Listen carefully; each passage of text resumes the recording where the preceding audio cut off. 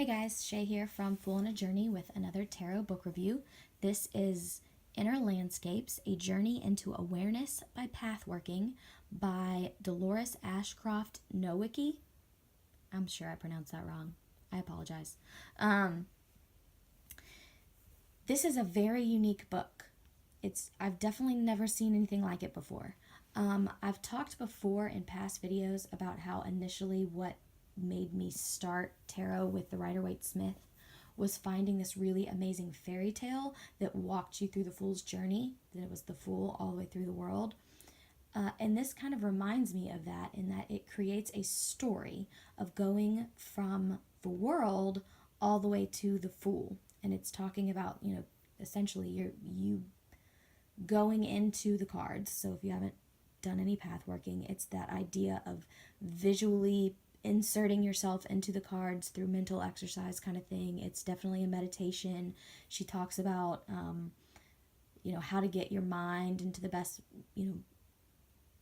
state for path working. And as you start, so each little chapter is going into each card, and you start each chapter by walking into this clearing where there's these, a stone circle, and she's essentially describing Stonehenge, but in each doorway is another major card. And then you go into each doorway, and there's a lesson and a path. The tarot deck used is the Majors from the Servants of the Light, which was painted by Josephine Gill, who did the Gill Tarot. So they are definitely similar, and you can definitely see the similar art styles in the eyes, like you can see on the Fool. That particular, method of doing their eyes is very unique to her. I will say that it's very clearly her path. Like, it's very clearly Dolores Ashcroft-Nowicki's path. She encounters a bunch of different gods from a bunch of different pantheons. She does a fairly good job of staying, I can't say gender neutral, because certain cards she feels she is the man, and in certain cards she feels she is the woman in the card. But she does a good job of keeping that fairly balanced. So if you are a man, it's not like you're going to be trying to put yourself into this image of a woman. Well, you will occasionally, but it won't always be that way. It's very dependent on the card. So I think that was good. I do feel like some of it really leaned very hard into her specific spiritual understandings. And I think that really the gem of this book is really teaching you how to do this, how to take a card and go into it and create a story that makes a lesson for you, that makes a personal growth moment for you. So I will say that she does a really good job of doing that for herself, and then she put it all in a book, and now you can use that book to do it for yourself with any decks that you have, which I think is the real, the absolute meat of this book, is sort of showing you can do this with any deck. It doesn't have to be this deck. You don't always have to use her words. You can write your own paths. You can have your own mental visualizations.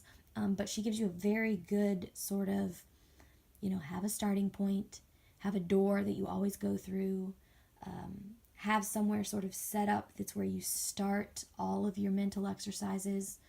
That kind of stuff was invaluable for me. I'd never done that kind of meditation before, so that was really good.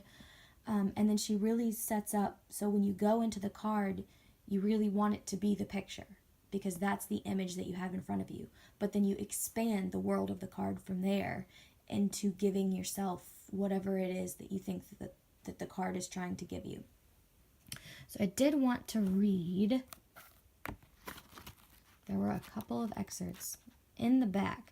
I will say this is the first Fool's Journey that I have ever encountered that went from the world back, which was really fascinating.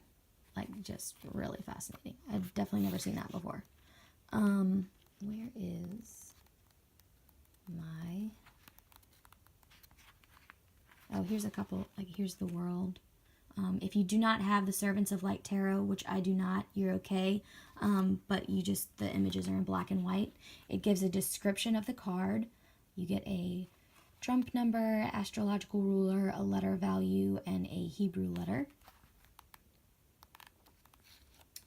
I think most of the stuff that really, I don't want to say like got me, because all of it was really meaty and good and had, you know, value, but I just had a few. Okay, so here at the end, when you're meeting the magician, she goes into what all of the people from all the other cards show back up to remind you of their lesson. And this is fantastic. This is such a good reminder to have, like, life lessons be a part of what you're looking at when you're looking at the cards. So there are all of the little sort of quick overviews of those. There it is. So I did want to read this really quick. So this is from the Emperor. Let me show you the picture of this guy, which is very similar to the Gil Tarot Emperor, if you have the Gil Tarot. And then a quick little overview of those. And I just felt like this really sort of summed up what she was trying to do with this book, and really sort of where she was trying to take you, in this idea of going on these pathworking journeys as a way to better yourself, as a way to change yourself. Your sight is keen and strong. What you see, what you feel, what you bring back is only for you to know. But you will never be the same person that long ago stepped through the first card and made the first journey. You will be changed for all time from this moment. Stronger, more compassionate, more understanding, and able to see the great patterns behind the seeming coldness of fate. And I feel like that is sort of the purpose of the whole book, is that you're meant to go into these cards to make changes in your life, to push yourself to see and feel and think differently, and she does a very good job of this. I did underline one other section that I just wanted to mention in the Fool. So she sort of creates the Fool as almost like this like graduation thing, where like you've done this now and you're out on your own to go create your own world, which is really cool. And then she sort of has this like graduation commencement speech that you're giving all these other fools that are on this journey. And it's talk about meeting other people who are also on this journey. And I thought it was such an amazing, just an amazing way to think about other people who are out there learning tarot, and other people who are out there who are doing the path working with all of these same symbols and all of these same images and all of these same, you know, archetypes. It was just a really fascinating feeling to just be like, other people are out there doing this too. It was really cool. We are those who, in the outer world, have striven to understand the nature of the inner hidden world. We have spent long hours in both study and practice to gain entrance into it, and having succeeded, we have gone on to claim, form, people, enrich, and enliven our individual inner worlds by working with the tarot trumps in many diverse and sometimes highly unusual ways. But we have gained experience, and that is why we have met in this fashion. So it's talking about meeting other people in this, you know, astral world that's out there, who are all adventuring on their tarot journeys, which was just really cool, and I liked thinking about it. If you're looking for ways to help you learn how to really meditate with your tarot cards, highly, highly recommend. I think this is great. She has more books, some of them specifically on other ways to meditate and pathwork. There's the bibliography page. The ones at the top there, the Highways of the Mind and Shining Paths, are also by Dolores Ashcroft-Nowicki, which I'm definitely interested in checking out now because this was so good. Here's a little bit more information on the Servants of Light Tarot.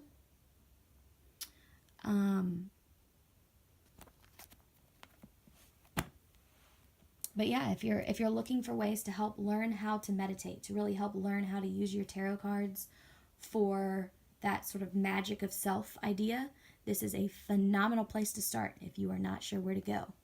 Thanks for watching.